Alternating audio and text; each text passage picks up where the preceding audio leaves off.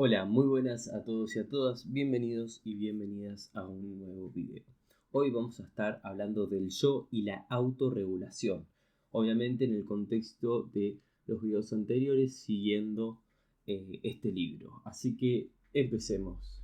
Las emociones y especialmente las estrategias de regulación emocional están íntimamente relacionadas con lo que llamamos yo. De hecho, algunos teóricos modernos de la emoción, como Barrett o Ledoux, asumen que la experiencia de la emoción no puede diferenciarse de los procesos relacionados con el yo. Las estrategias de regulación emocional serán más o menos efectivas en función del nivel de autocontrol con que cuente el individuo. Los procesos relacionados con el yo también tienen mucho que ver con los estados afectivos. Experimentamos afecto positivo si nos sentimos bien con nosotros mismos y afecto negativo en el caso contrario.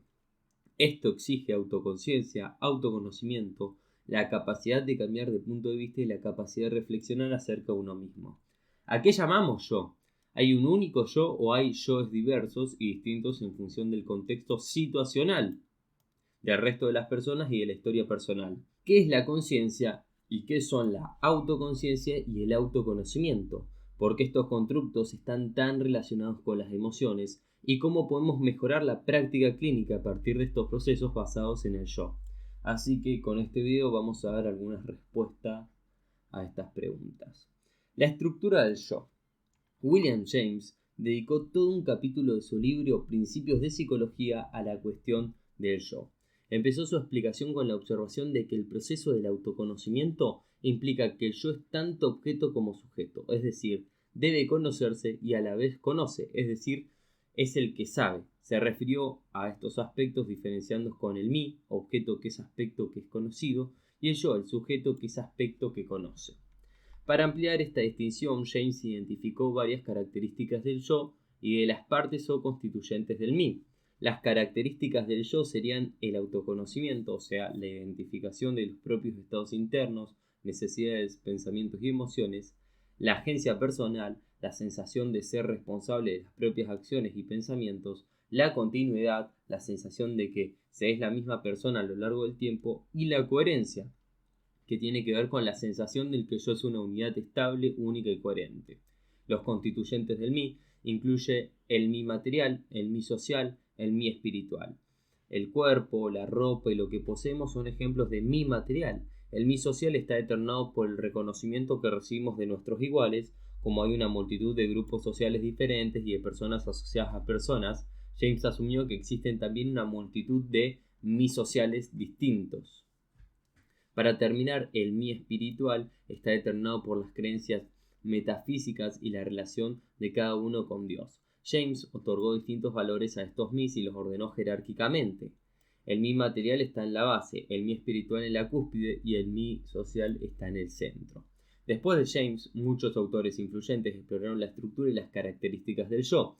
Algunos lo describieron como un constructo unitario y analizaron las varias características que describen sus distintos aspectos. Por ejemplo, Alport definió el yo como los aspectos de la personalidad que la persona considera cruciales para su propia personalidad. Otros lo descubrieron como un constructo que se contrapone y que se compone de las características estables de la persona, en oposición a esas que son inestables, de las que las personas es consciente y sobre las que ejerce control.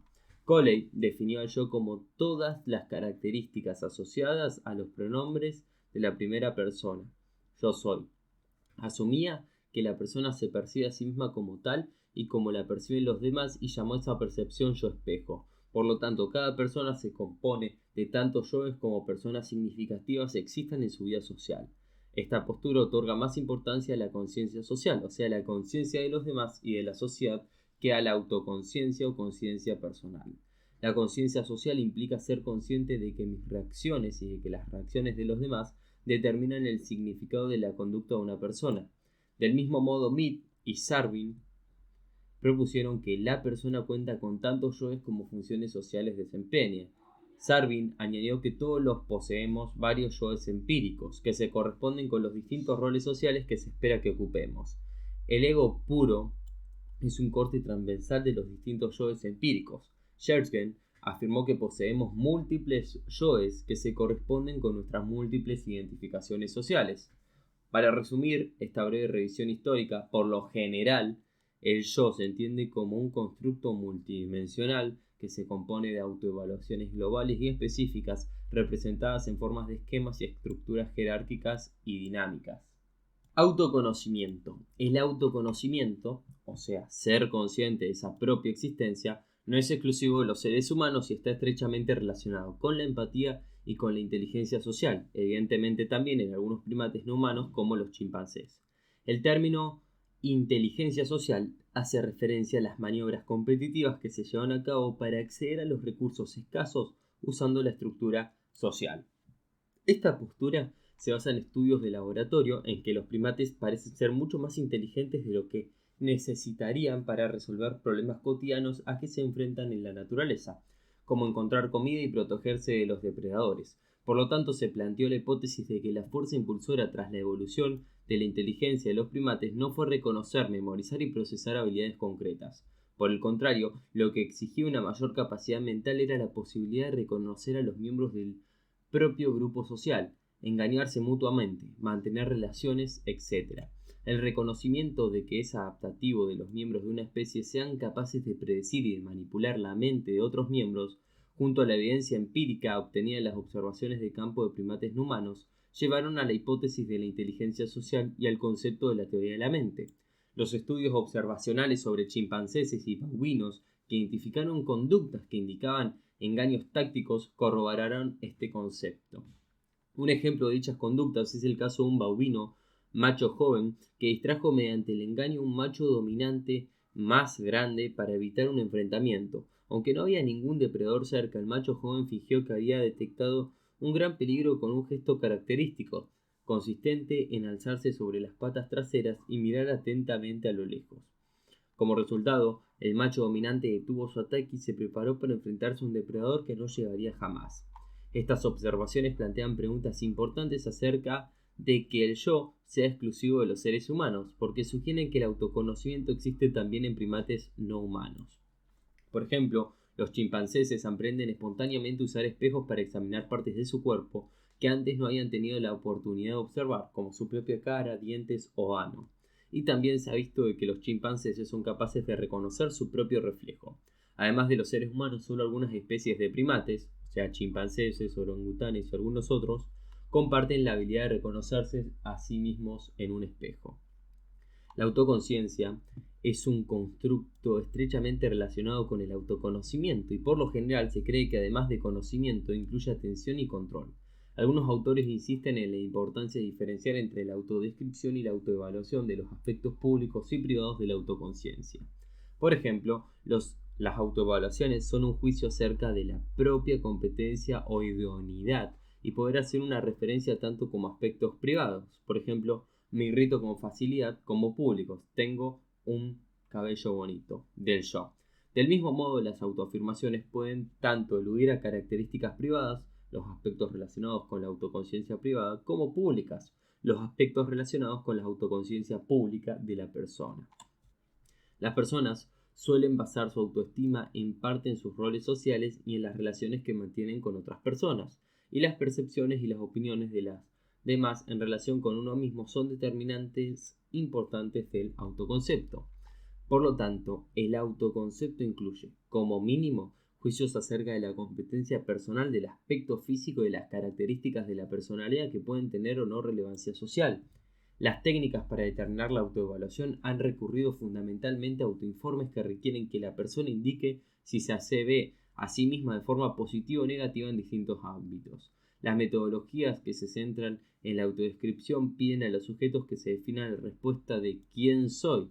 Esta técnica se presenta a un análisis de contenido de las afirmaciones generadas espontáneamente que se codifican en distintas categorías para aislar las dimensiones más destacadas en la representación que el sujeto ha dado de sí mismo. Sin embargo, la distinción entre autodescripción y autoevaluación puede ser difusa y arbitraria. Además, tal y como venimos explicando, la autopercepción depende de la situación. Experimentos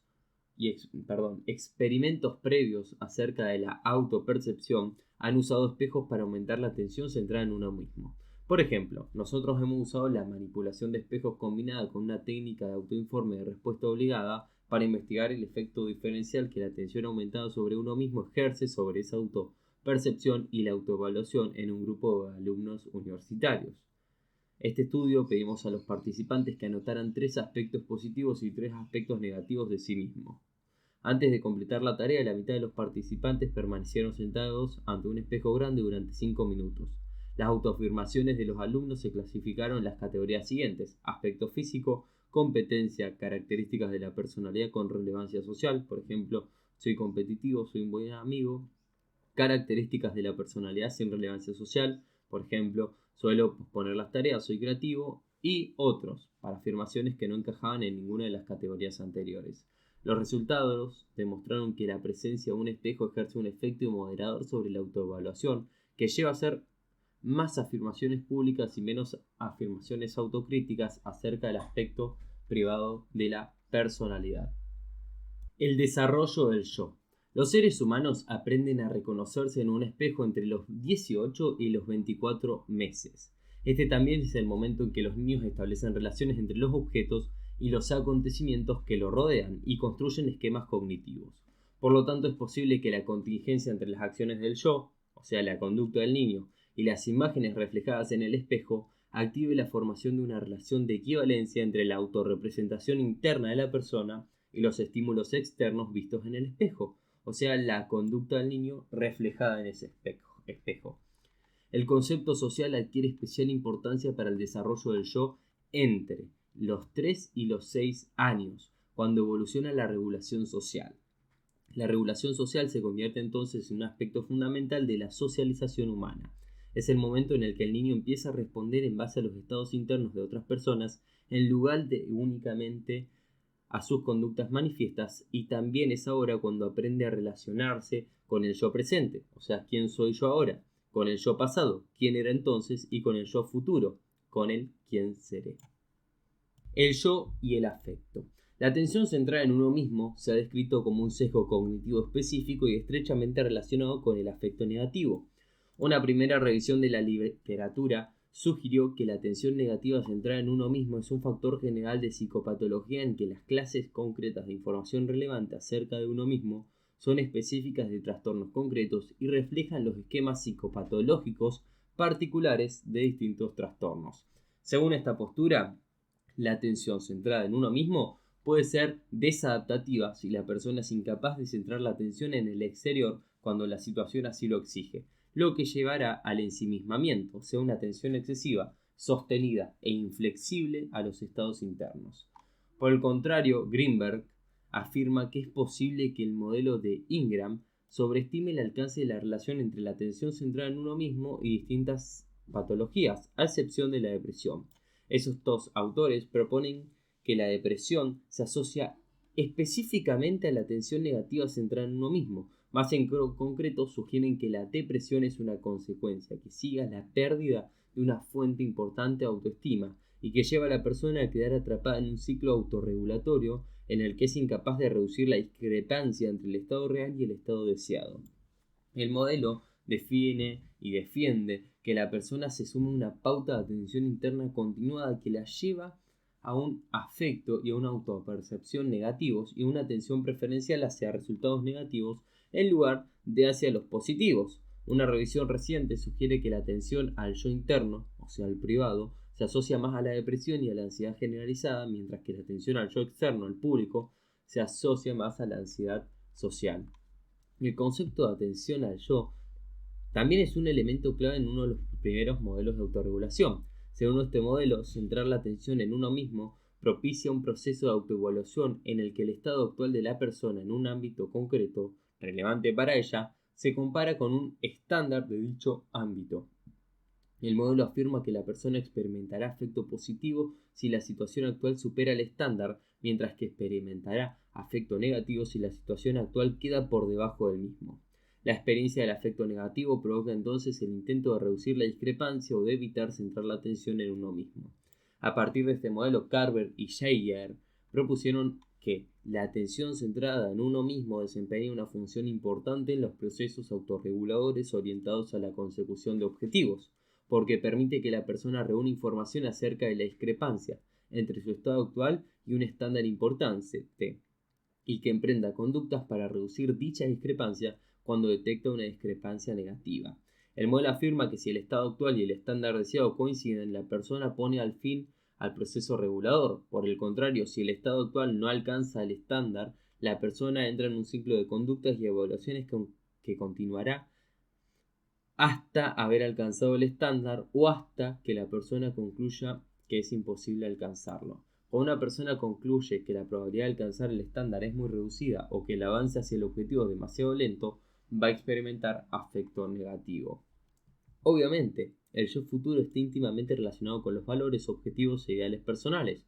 Por lo tanto, la autorregulación supone tomar el presente y en el presente decisiones que estén relacionadas con objetivos futuros. Si las consecuencias de estas decisiones son congruentes con los objetivos, estándares y valores, el yo se lo percibe de una forma negativa, si son incongruentes, de forma negativa. Por ejemplo, si la persona experimenta una discrepancia entre su estado presente, o sea, el yo real, y el tipo de persona que espera o aspira a ser, o sea, el yo ideal, se va a sentir desalentada, triste y deprimida, y su disposición para emprender una tarea va a disminuir.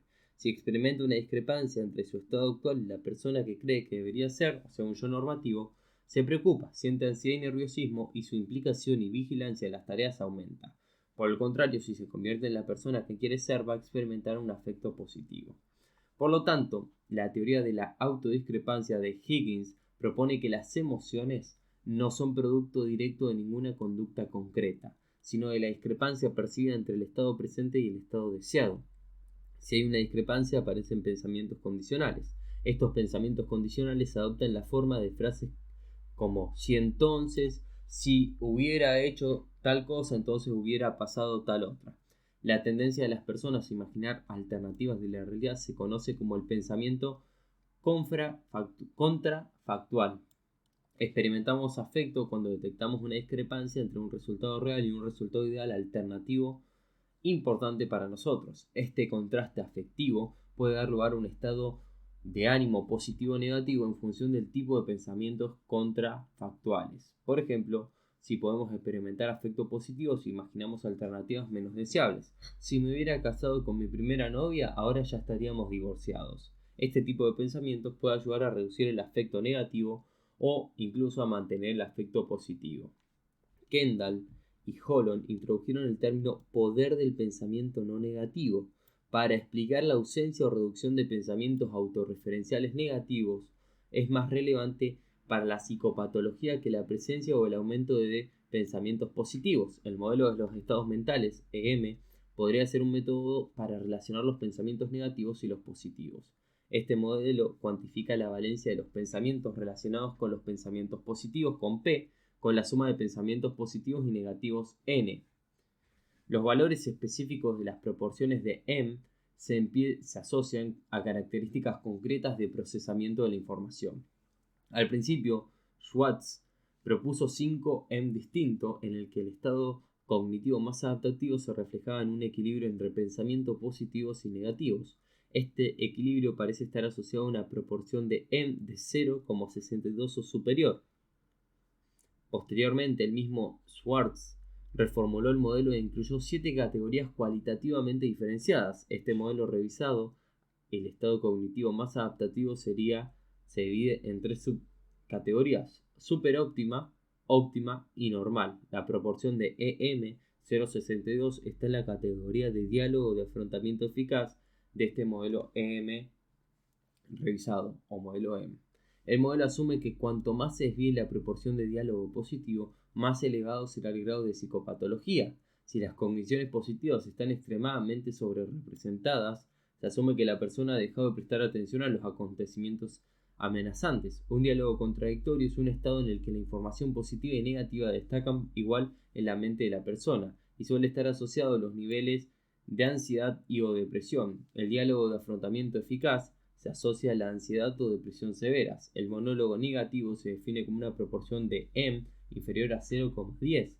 Indica una negatividad extrema del contenido cognitivo y suele estar asociado a una psicopatología severa.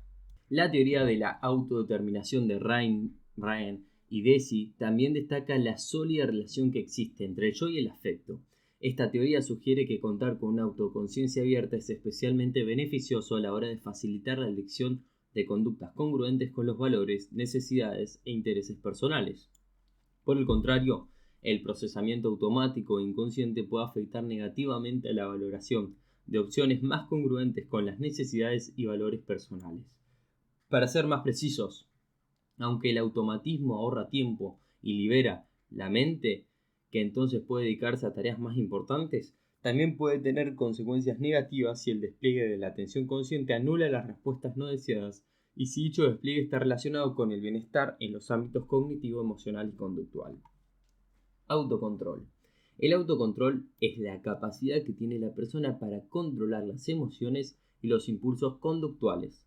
La capacidad de demorar la recompensa y de controlar los impulsos iniciales para modular la experiencia y la expresión emocionales promueve tanto la salud mental como la física, además de un ajuste social en general.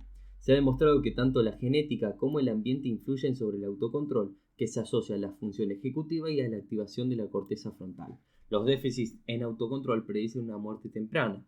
Trastornos psiquiátricos, conductas no saludables como comer en exceso, fumar, practicar sexo no seguro, conducir ebrio o no cumplir los tratamientos médicos prescriptos y conductas delictivas. Por ejemplo, se ha constatado que los niños de 4 años que demoraban más la recompensa en ciertas situaciones se convertían en adolescentes con mayor competencia cognitiva y social, tenían mejores resultados en la escuela y toleraban mejor el estrés y la frustración. El autocontrol puede evaluarse de forma fiable ofreciendo a un niño de 4 años un caramelo y diciéndole que puede comérselo cuando quiera. Sin embargo, se le explica también que si espera 15 minutos, podrá comerse otro caramelo más. Se ha demostrado que la capacidad del niño para demorar la recompensa se asocia al éxito posterior, además de la competencia social más adelante en la vida. Estas conclusiones son congruentes con otros estudios longitudinales como el que se llevó a cabo en Dunedin, Nueva Zelanda. Este estudio sugirió a 1000 niños desde que nacieron hasta los 32 años de edad. Los resultados demostraron que las diferencias en el autocontrol durante la infancia predecían la salud física y el abuso de sustancias, además de la economía personal e incluso conductas delictivas. Este mismo estudio demostró también que en una muestra de 500 pares de hermanos, el hermano con menos autocontrol tenía más problemas emocionales y conductuales a pesar de haber crecido en la misma familia. Este estudio midió el autocontrol observando la conducta de niños como la labilidad, la baja tolerancia a la frustración, la hostilidad, la brusquedad, la resistencia, la inquietud, la impulsividad, la falta de atención y la falta de persistencia. Los niños con bajo autocontrol también tenían más probabilidades de tener problemas económicos en la edad adulta, así como de ser detenidos por haber cometido un delito, incluso después de haber ajustado las variables de clase social y SEI. En resumen, estos estudios demuestran que las dificultades a la hora de controlar las propias emociones e impulsos se asocian a un bajo ajuste físico, psicológico y social. Los estudios longitudinales sugieren también que estas dificultades son evidentes ya a una edad muy temprana y que tienden a ser rasgos de personalidad relativamente estables. Predicciones afectivas. La autoconciencia nos permite viajar en el tiempo y recordar el pasado y anticipar el futuro. Gracias al pensamiento prefactual, las personas imaginan cómo creen que pensarán y se sentirán en un futuro acerca de una decisión que tomen ahora. Pueden imaginar que si tomaran una decisión concreta ahora en un futuro podrían pensar que otra decisión hubiera sido mejor, lo que llevaría a la autocrítica y el arrepentimiento en relación con la decisión que tomaron en el pasado. Por ejemplo, si compro el coche hoy, la semana que viene lo encuentro más barato, me voy a arrepentir de la compra. El pensamiento contrafactual, el pensamiento prefactual y el miedo anticipado al arrepentimiento futuro influyen sobre las decisiones que tomamos en el presente. De hecho, estas pautas de pensamiento pueden ejercer una influencia excesiva porque una vez que ha ocurrido algo, somos menos susceptibles a la autocrítica y al arrepentimiento en relación con el acontecimiento negativo del que habíamos anticipado. La investigación sobre la predicción afectiva, las predisposiciones que hacemos acerca de emociones futuras si sucediera algo concreto, ha demostrado que tendemos a sobreestimar la intensidad tanto del placer y el afecto positivo como del desagrado y del afecto negativo que sentiremos si sucede algo concreto. Por ejemplo, ganar 1.000.000 de euros en la lotería o la muerte de la pareja. También sobreestimamos cuánto durará el placer o el desagrado una vez pasado el acontecimiento. Una razón importante por la que erramos en las predicciones es que tendemos a sobreestimar el impacto que el acontecimiento ejercerá sobre nuestras emociones y a subestimar los procesos autorreguladores que las atenúan. Otra razón importante para los errores predictivos es el focalismo, la tendencia en el presente a tener en cuenta únicamente el acontecimiento predicho y dejar de lado el resto de circunstancias que van a ocurrir junto a ese hecho en el futuro. Una técnica que permite reducir el efecto del focalismo es pedir a la persona que se centre e imagine no un acontecimiento futuro aislado, o sea, por ejemplo, tomar sol en la playa después de haberse mudado a California para aceptar un trabajo nuevo, sino todas las circunstancias y factores que van a influir en su estado afectivo en el futuro. Por ejemplo, el trabajo en una empresa tecnológica de Silicon Valley en un entorno estresante que apenas le va a dar tiempo para nada más. Ahí cambia. En la práctica, ¿cómo predecimos las emociones en el futuro? Bueno, cuando diga T va a ser terapeuta y cuando diga L va a ser Laure. T. Me gustaría que hablemos un poco acerca de tus preocupaciones sobre el trabajo de tu marido. ¿Qué es lo que te preocupa? L. Me preocupa que lo despidan y no puedan encontrar otro trabajo. Ahora tiene un buen salario como programador y podemos vivir de ello. T. ¿Qué te da miedo que pase si pierde el trabajo? Bueno, necesitamos sus ingresos para pagar el alquiler y los gastos, por no mencionar el crédito de estudios. T. ¿Qué crees que pasaría si no tuvieras el dinero para pagar todo eso? L. Bueno, necesitamos el dinero para pagar todo eso. Primero tendríamos que recurrir a los ahorros y luego ya no sé. T. Imagina que los ahorros se han determinado. ¿Qué pasaría entonces? L. Buf. Eso sí da miedo. Perderíamos la casa y tendríamos que vivir en la calle. T. ¿Y qué le pasaría al matrimonio? L. Me quedaría junto a mi marido, pero creo que supondría un estrés enorme para la relación. T. ¿Y el estrés podría ser demasiado para la relación? L. Sí. Probablemente tendríamos que divorciarnos y seguir cada uno por su lado. T. ¿Cuál crees que es la probabilidad real de que acabes en la calle divorciado de tu marido si tu marido pierda el trabajo? L. Me asusta solo pensarlo y espero que no suceda. No quiero pensar en ello. T. Lo entiendo, es un pensamiento muy perturbador, pero sería muy útil que pudiéramos seguir hablando de eso un poco más. ¿Qué te parece? L. Dale. T. ¿Cómo crees que te sentirías si tu marido perdiera el trabajo y no pareciera probable que pudiera encontrar otro empleo como programador? L. Sería terrible, estaría destrozada. T. Quizás te tranquilices saber que hay muchas posibilidades de que no te sientas tan mal como crees. Las investigaciones fueron demostrando que las personas suelen sobreestimar lo mal que se sentirían si ocurriera algo concreto que temen. Es lo que llamamos predicción afectiva. También es muy posible que sobreestimaras cómo te sentirías si mañana ganaras $1.000.000 en la lotería. Hay muchos motivos que explican este fenómeno. Uno de ellos es que tendemos a no tener en cuenta otros factores, como nuestros recursos de afrontamiento naturales. ¿Alguna vez te has encontrado en una situación en la que creías que iba a suceder algo malo, pero cuando al final sucedió no te sentiste tan mal como habías anticipado? Ahora hablemos un poquito del yo, la rumiación y la preocupación. Varios teóricos han abordado cómo contribuyen la rumiación y los procesos autorreferenciales negativos a los trastornos emocionales y especialmente a la depresión. Al igual que otros autores, defino la rumiación como un proceso cognitivo y con frecuencia también verbal, repetitivo y desadaptativo, normalmente centrado en el pasado asociado a procesos autorreferenciales negativos y al afecto negativo. Pensar en el pasado sin más es un ejemplo de recuerdo y de reflexión. A diferencia de la rumiación, la reflexión no suele asociarse al afecto negativo. La rumiación y la atención centrada en uno mismo comparten algunas características, pero también características distintivas. La rumiación se ha definido como pensamientos que centran la atención de la persona en el estado de ánimo depresivo y en las posibles causas y consecuencias de dicho estado de ánimo, lo que deriva en más afecto negativo y le impide adoptar estrategias de afrontamiento adaptativas. La preocupación, por otro lado, es un proceso cognitivo relacionado con la rumiación.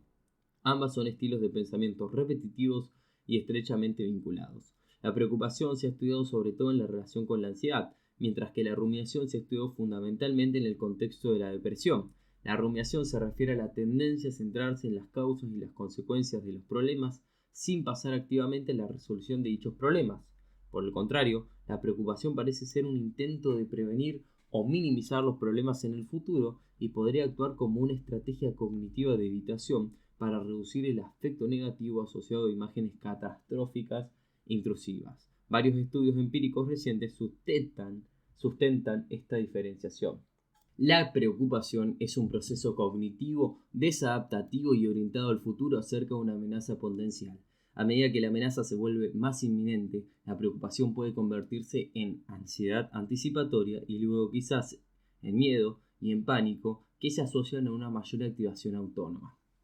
La preocupación se asocia a pensar acerca de un problema vago y no demasiado concreto que lleva a una limitación de las imágenes mentales y proporciona estrategias insuficientes para resolver el problema. Se asocia a una reducción de la flexibilidad autónoma como resultado de un tono vagal cardíaco bajo. Por ejemplo, Thayer y otros autores demostraron que, en relación con los valores iniciales y condiciones de relajación, la preocupación inducida experimentalmente se asoció a un aumento de la frecuencia cardíaca, pero con un poder espectral de alta frecuencia, un indicador del tono vagal cardíaco reducido. Borkovec y Hu demostraron este efecto inhibitorio de la preocupación sobre la actividad cardiovascular. En su estudio, pidieron a un grupo de alumnos universitarios con ansiedad a la hora de hablar en público que pensaran en cosas relajantes, neutras o preocupantes justo antes de visualizar la situación de hablar en público, mientras le medían la respuesta de la frecuencia cardíaca a partir de la situación inicial. La respuesta de la frecuencia cardíaca de los participantes en el grupo de pensamientos preocupantes fue inferior a la que presentaron los participantes de la situación neutra, cuya respuesta a su vez fue inferior a los que se habían relajado antes de la imaginería fóbica. Otros estudios han demostrado también que preocuparse suele asociarse más a la ansiedad y a la actividad alfa en la región frontal izquierda medida por el electroencefalograma.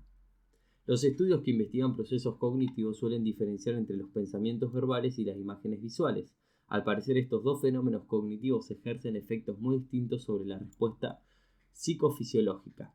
Por ejemplo, verbalizar una situación que da miedo suele inducir una respuesta cardiovascular inferior que imaginar visualmente la misma situación, posiblemente porque la verbalización se usa como estrategia para absorción y distanciamiento con el objetivo de reducir la activación simpática en respuesta al material aversivo. Esto sugiere que la actividad verbal durante la preocupación está menos relacionada con los sistemas afectivos, fisiológicos y conductuales que las imágenes y que por lo tanto serían un mal vehículo para procesar información emocional. La investigación apunta a distintos subtipos de ansiedad con marcadores biológicos diferentes. En concreto, se ha planteado la hipótesis de que el hemisferio izquierdo está más implicado en presencia de elementos cognitivos y verbales potentes asociados al estado emocional ansioso, como durante la preocupación. Por el contrario, se cree que el hemisferio derecho interviene más en la anticipación de una amenaza inminente. Heller y otros distinguen entre aprehensión ansiosa y activación ansiosa. La aprehensión ansiosa se define como un estado de ansiedad que se caracteriza predominantemente por componentes verbales y cognitivos y está orientado a acontecimientos negativos en el futuro. Por el contrario, el estado de activación ansiosa se caracteriza fundamentalmente por una respuesta somática de miedo y una activación fisiológica elevada. Los autores encontraron una activación parietal derecha relativamente mayor durante la activación ansiosa y una mayor asimetría frontal en favor del hemisferio izquierdo durante una tarea diseñada para inducir aprensión nerviosa. Los procesos de preocupación pueden abordarse de manera efectiva transformando el pensamiento verbal en imágenes concretas, como una escena o una película mental. Estas imágenes pueden usarse para simbolizar la preocupación subyacente que da lugar a las experiencias emocionales específicas. En la práctica, exposición a la preocupación. Terapeuta, otra vez y él es Lauren. T. Vamos a crear una imagen mental. Una imagen muy fea de lo peor que podría pasar. Tu marido ha perdido el trabajo y no ha podido encontrar otro. Así que tenés que ajustar todos tus ahorros. Se separaron y vivís sola en la calle. Imagina esa escena concreta. ¿Qué ves? L. Estoy sentada en la acera, mendigando. T. Describímelo con todos los detalles que puedas. L. Hace calor y la gente pasa de largo, no me hacen caso. T. Muy bien. Así que estás sudando y hueles a sudor, porque hace calor y hace semanas que no te duchas. Te sentís abandonada y sola. Cerrás los ojos e imaginá esa imagen con todo el realismo que puedas. Si aparecen pensamientos que te distraen o querés reprimir la imagen, reconoce el impulso, pero volvé a centrarte en la imagen. Experimenta la emoción que te produce la imagen sin intentar mejorarla. Mantén los ojos cerrados y mantenete en una situación durante unos minutos. Ya te diré cuándo podés volver a abrir los ojos. Cierro esta experiencia práctica. Tras este ejercicio, el terapeuta podría pedirle a Lauren que puntuara el nivel de malestar de una escala de 0 a 100. O sea, el 0 como ningún malestar y el 100 como mucho malestar. Lo más probable es que la tarea genere un malestar elevado de 60 o más. Si el nivel de malestar fuera inferior, el terapeuta debería explorar el porqué, ya que es probable que el paciente esté usando estrategias de evitación experiencial para modular el nivel de malestar. Dichas estrategias de evitación deben eliminarse insistiendo en la importancia de experimentar plenamente la emoción para aprender estrategias alternativas para gestionarla. Y como último punto, vamos a ver qué aprendimos en este capítulo. Lo que aprendimos en este episodio es los procesos relacionados con el yo, autoconocimiento, autoconciencia, atención centrada en uno mismo, llevan a la autopercepción y a autoevaluaciones que pueden ser positivas o negativas y estar asociadas al afecto negativo. El terapeuta puede acceder a la percepción que el cliente tiene de sí mismo pidiéndole que se describa, como soy. El yo cambia con el tiempo. El yo real es el yo de la persona en el momento presente. El yo ideal es el que uno querría ser y el yo normativo es el que la persona cree que otros quieren que sea. La discrepancia entre el yo real y el yo ideal puede generar depresión, mientras que la discrepancia entre el yo real y el yo normativo puede generar estrés y ansiedad. Las personas usan estrategias para proteger el yo. Algunas de estas estrategias de autopercepción incluyen el pensamiento contrafactual, imaginar resultados de conductas alternativas que podrían haberse llevado a cabo en el pasado, y el pensamiento prefactual, que es anticipar una emoción futura acerca de la decisión que se toma con el presente. Las personas tienden a sobreestimar la intensidad del afecto negativo y positivo que creen que experimentan de suceder un acontecimiento concreto, porque suelen subestimar la importancia de los procesos autorreguladores y no tienen en cuenta las circunstancias que ocurrirán a ese acontecimiento en el futuro. Es lo que se va a conocer también como focalismo. El autocontrol tiene que ver con esta capacidad para demostrar y demorar la recompensa, controlando esas propias emociones e impulsos para recibir recompensas en el futuro. La falta de autocontrol se asocia a un mal ajuste psicológico, físico y social. Y por último, la rumiación y la preocupación son procesos cognitivos desadaptativos que incluyen procesos centrados en el yo y que conducen a un afecto negativo. La rumiación suele centrarse en acontecimientos pasados, mientras que la preocupación tiende a estar orientada hacia el futuro. Ambos estilos de pensamiento tienden a ser procesos verbales repetitivos en lugar de imágenes. Son problemas poco concretos y en muy pocas ocasiones van a conducirnos a una solución efectiva de ese problema.